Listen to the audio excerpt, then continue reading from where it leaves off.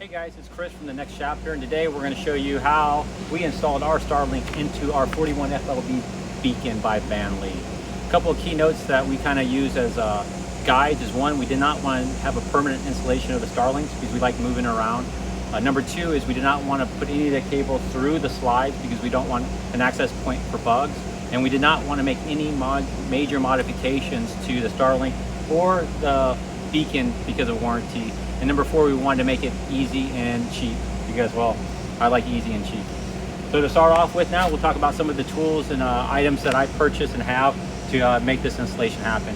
First of all, I have zip ties. I bought a 12-pack of 1/2-inch cable clamps, a 2-pack of single garment hooks. I had double-sided Gorilla Tape, screwdriver bit with screws, scissors, a drill, and then obviously the Starlink. So let me show you how we did this. Come on, guys. We use the wet bay mainly since there's always the water hose connection open here, and there's a gap here between the two gasket materials. And then above the wet bay, it's actually boxed in to keep it as a wet bay. So it gives me a ledge to work with the Starlink router. If you don't have that, you can always make an easy ledge from the back of the bulkhead. So what I'm going to do is I'm going to run the cable up and over, put my router up here, and I'll show you how we're going to run the cord. Because once again, no major modifications to the RV or the Starlink.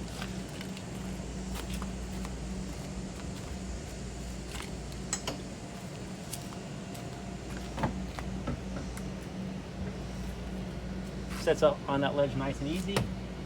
Comes up here. There's a natural break, so I'm going to plug it in here. And we're just going to run the cord so it's out of the way up on this top part.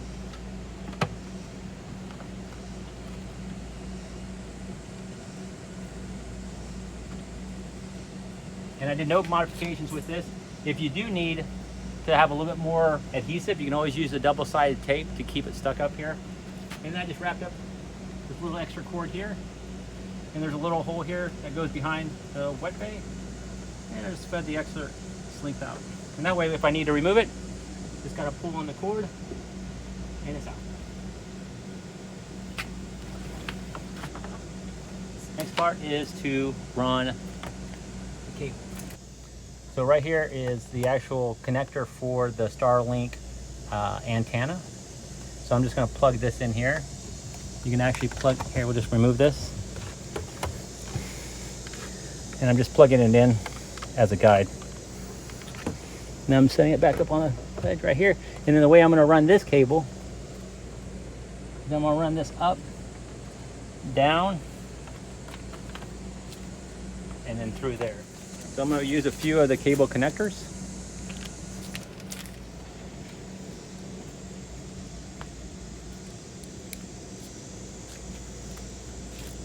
So what I'm doing is using the cable connectors, but I'm not going to do a double connect. I'm not going to run the screw through both sides. I'm only going to run it through the side that's connected to the wall, and that way, once again, I can pull the cable out without having to unscrew anything.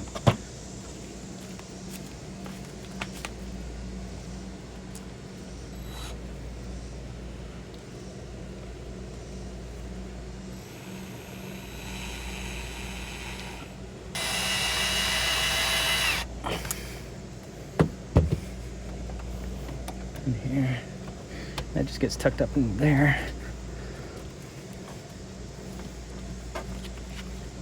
Do one more.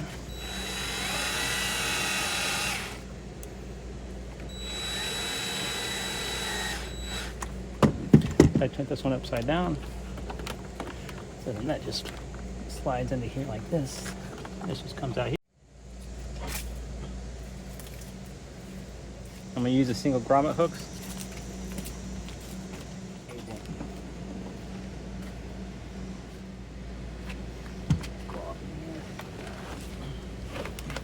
I'm just going to put one up here high.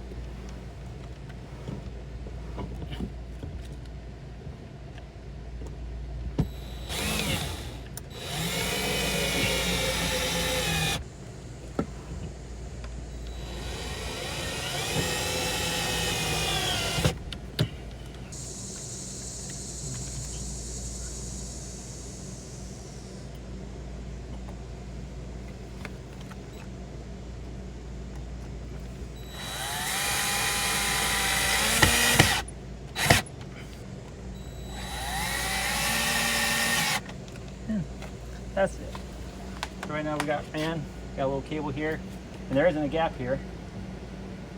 Kind of out of sight, so it won't be snagging on anything. And this runs right through the wet well and then out to the Starlink. Now, so what we're going to do is when it's time to, on move day, when it's time to secure the Starlink, put it in stow like normal, take off the bottom part, and then we're going to disconnect the connector here. What that's going to allow us to do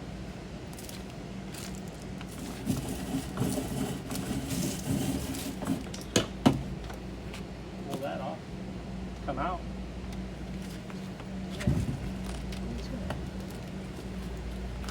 bring it up just like a vacuum cleaner.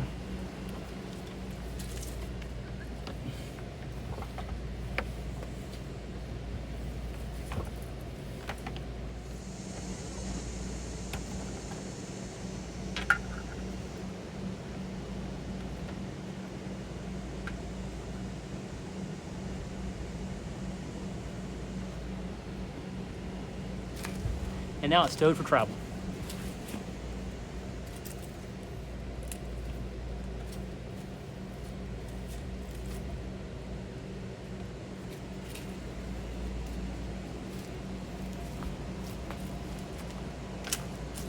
Okay, so let's say we get to our spot, boom, right here. What's it gonna take? Well, one thing we have to do is, again, unravel it. Decide how much length you need.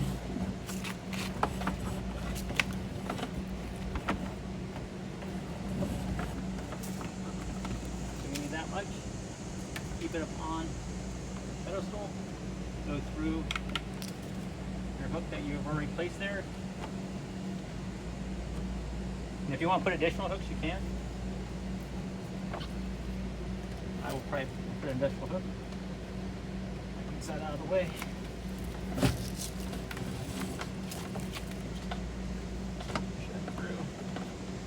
Go in between the gasket material here. Run this out to your Starlink. Reinsert cable. And if you use a base stand, you're going to put the base stand on there, obviously. And then you're just going to turn it on. So a couple of things that I really like about this is it really keeps all your excess cable in a nice clean configuration, so it's not on your roof, it's not, you know, anywhere else, but it's right here in the bay. You can lay this all out while you're trying to figure out how far your Starlink needs, and then you can come back and then just wind it back up, and then everything just kind of sits nice and easy. The Starlink router is a safe spot, nice dry spot right above your wet well, and we get great Wi-Fi coverage with our Starlink. Well, that's all I got. Thanks a lot.